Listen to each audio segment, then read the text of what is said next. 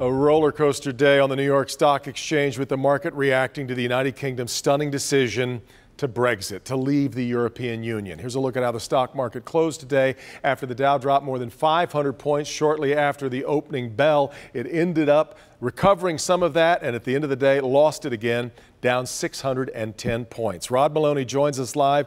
Rod, we've seen the Brexit impact on the global market, but there's a lot more than that we need to know. The ripple effects of this we'll be talking about for the next week or two, minimally. It could be longer than that. And this is all new ground. We don't know where this is all headed. But it also means it's going to be a drag on the global markets, and it's something that we kind of need to keep an eye on. It's a volatile atmosphere. A lot of people get a little crazed when they see their 401k dip like this. So let's try and stay calm, stay the course, and let's get some answers to some important questions.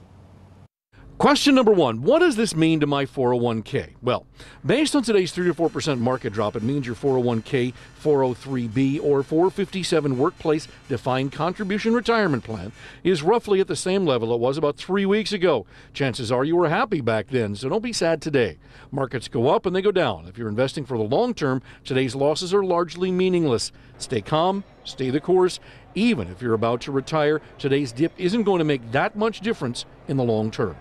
Question number two, what does this mean to the auto industry? Well, it probably means reduced auto sales in Europe. It could also possibly mean a recession over time. The domestic three in particular took some serious losses in Europe in recent years, and they're certainly not wanting to have that happen again, but they are global companies and have succeeded nicely even with European downturns, making up most of those losses in other parts of the globe. Auto stocks were down today and may lag in the near future because of Brexit. And finally, what does this mean on the global stage? Well, political upheaval for certain. Britain's going to get a new prime minister out of this, and now there's talk that others in the 28-member European Union might decide that they should leave as well. If that happens, it could certainly mean more global market volatility and possibly that European recession might be unavoidable. Now, we had some other questions asked, like Stacey Hernandez said, how long is it going to take for Britain and the EU to divide their economies? Chances are a year. It could even be 2. We're not sure. It's going to take some time, and they'll probably also have sort of side negotiated deals, it looks like. The question then becomes, will other countries get involved in this as well? And she asked also, how long could this plunge last in the stock market? Anybody's guess. The best answer, diversify, diversify, diversify. Back to you. And Rod, your usual advice at any moment of national or international hysteria is to be patient.